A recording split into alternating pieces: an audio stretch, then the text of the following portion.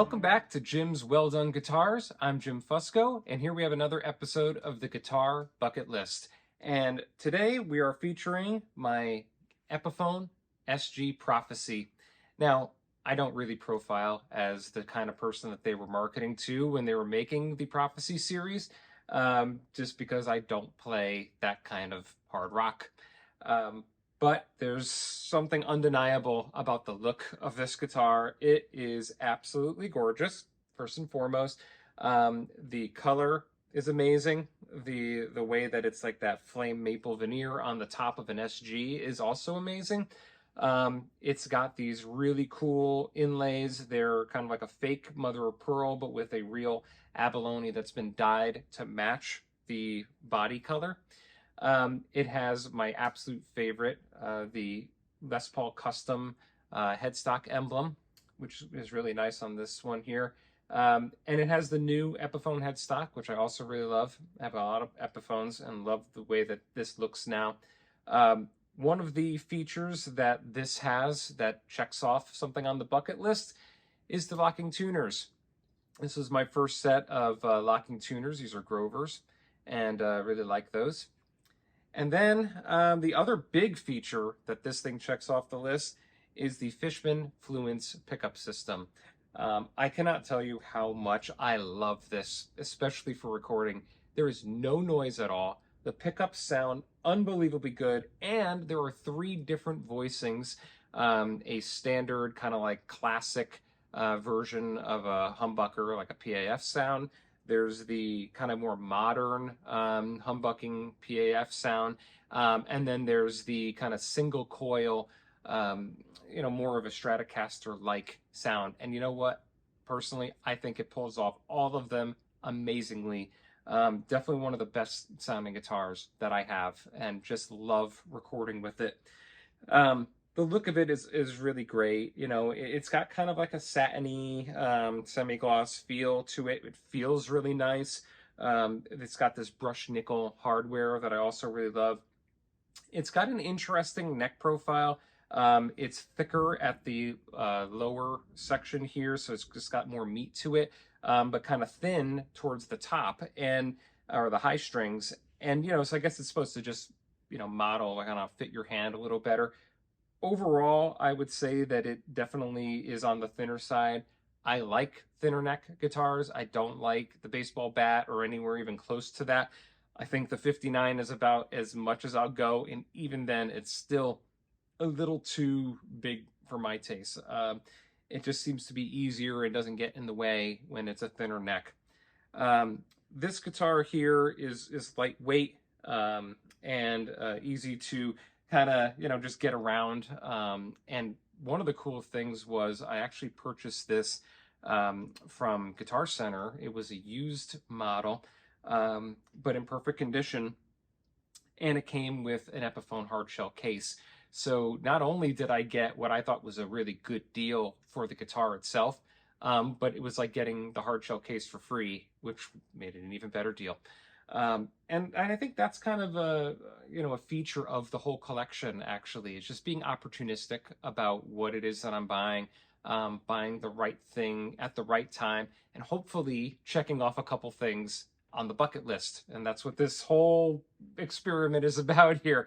Well, it's enjoying it. And the bucket list part, I don't know, just kind of, it keeps me having a direction to the collection rather than just proliferating things for the sake of having it in another color. While I probably would do that if I wasn't a little more disciplined, I like having a guide to let me know, like, okay, here's where you should be focusing your efforts next. So this one right here, I can't say enough about how much I love this guitar. It just checks off a lot of boxes for me on the visual side, but also checks off a couple of the guitar bucket list varieties. Okay, so there's a few things to run through on this guitar because of the different voicings on the pickups. So I'm actually going to put headphones on for this one so I can hear a little clearer as to what we're doing here.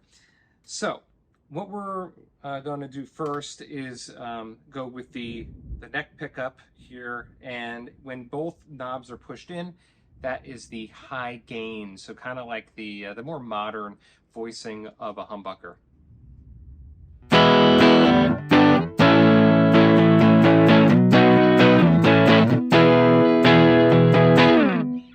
yeah, it's got it. And then if you pull out the tone knob, then you get the kind of more classic humbucker sound.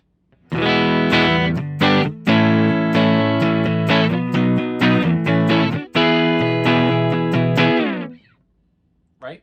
Pretty good. And then when you pull out the volume knob, you get the Stratocaster sounds, or that's what, they can't say that, but that's what they're going for.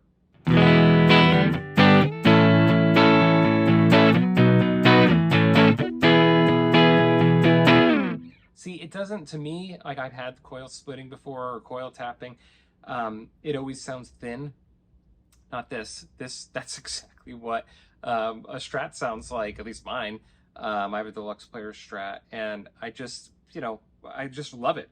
There's no noise. Look at my fingers aren't on the fretboard or the strings at all, and there's no noise whatsoever, no buzz, no hum, nothing. And so just really love that. So back to the standard high gain. This is the center position.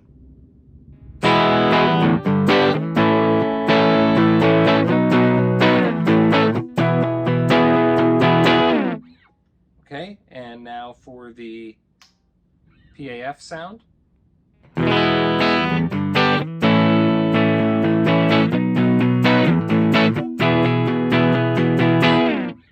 And for the single coil sound.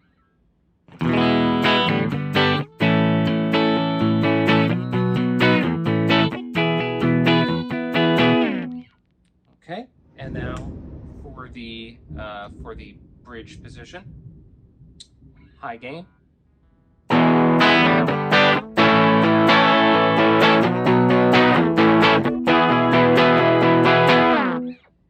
And for the PAF.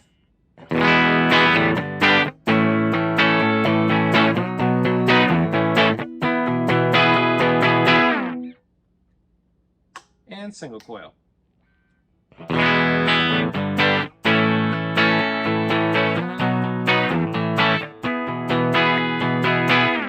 mean, so many usable tones out of this thing. I mean, this to me.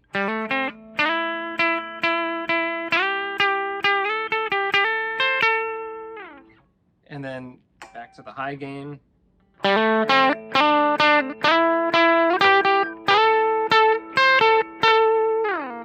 And for the heck of it, the PAF.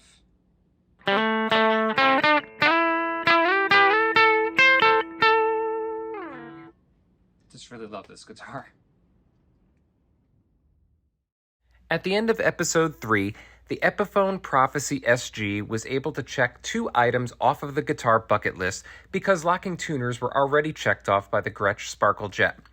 The SG was able to check off, well, the SG body style, which should be in every collection, and also the Fishman Fluence active pickup set. So, at the end of 4 episodes, we have now checked off 16 out of 62 items on the guitar bucket list. I invite you to check out guitarbucketlist.com, which is the new blog that showcases all of the episodes that we've gone through so far and the current list that you can check in on anytime.